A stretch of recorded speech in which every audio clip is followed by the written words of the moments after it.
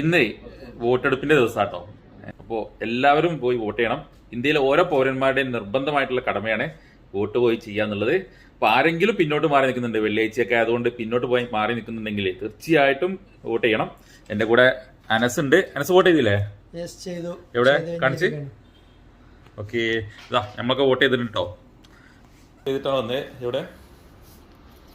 Okay, എവിടെ എവിടെ എവിടെ ഇറങ്ങിപ്പോയി ചെയ്യണം.